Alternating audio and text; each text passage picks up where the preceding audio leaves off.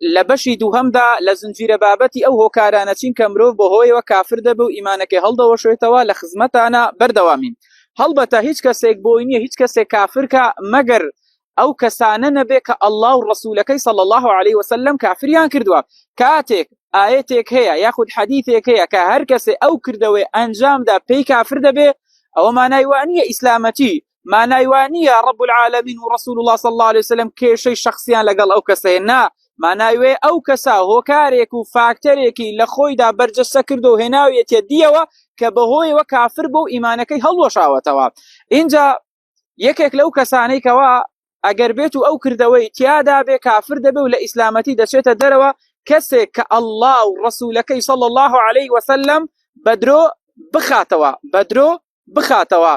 وكسكيش كوا قالت جاري بكات بآيتكان رب العالمين وبفرمايشتكان رسول الله صلى الله عليه وسلم بهويوا كافر دبو إيمانكي هلدا وشيتوا وكشون رب العالمين لسوري التوبة دا لآيات الشست بينج لآيات الشست شجد فرمي ولئن سألتهم ليقولن إنما كنا نخوض ونلعب قل أبي الله وآياته ورسوله كنتم تستهزئون لا تعتذروا قد كفرتم بعد إيمانكم إن نعفو عن طائفة منكم نعذب طائفة بأنهم كانوا مجرمين فالوردقار لباري منافق كان ودفرمه أي پیغمبر صلى الله عليه وسلم اگر بيتو پرسياريان ليبكي لباري أو قالت جاري أو سكايتي أو قصة ناشينو ناشياواني كوا لباري الله لباري آياتكاني ولباري رسولكي صلى الله عليه وسلم ضلين بو بري جخت كرنو ضلنيائية وضلين ايما بجدي وبراستي ما نبو تانيا او نبي ايما كوتبو إنني قصانا وبوياري وقالت وكبو كاد بري كردن مانبو رب العالمين دا فرمي أي پیغمبر صلى الله عليه وسلم بيان بلي آية وقالت دكن بالله وبآياتكاني وبپیغمبركي ونيردراوكي قالت جاري بيدكن سكايتي بوسيانا دكن رب العالمين دا فرمي بوزشو باساو مهنوا بيقومان ايوه كافر بون لدواي إيمانكتانوا ايوه كافر بون لدواي إيمانكتانوا قد تحقيق قد جاخد كرنوا شوت سر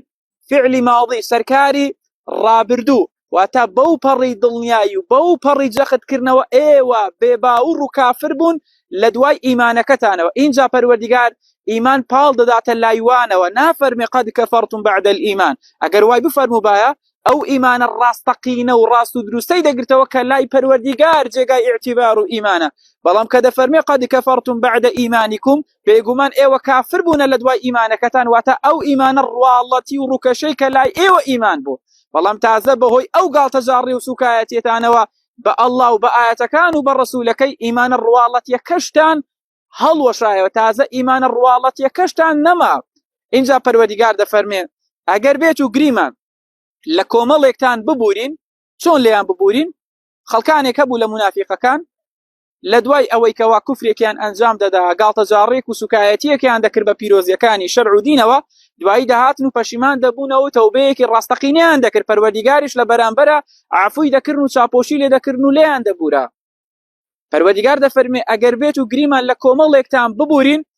او كوماليكي ترتان هندكي ترتان سزا دەدەین بۆ لەبەر ئەوەی تاوانبار و گونەهبار بوونە هەڵبەتە هەمویان گونەهبار بوونە بەڵام ئەوانەی کە دەگەڕێنەوە چاپۆشیان لێ دەکرێت ئەوانەی کەوا بەردەوام دەبن لەسەر ئەو گاڵتەجاڕی و سوکایەتیە هەم لە دونیادا عیببار و عیبدارن و هەمیش لە قیامەتا گونەهباری لای پەروەردگارن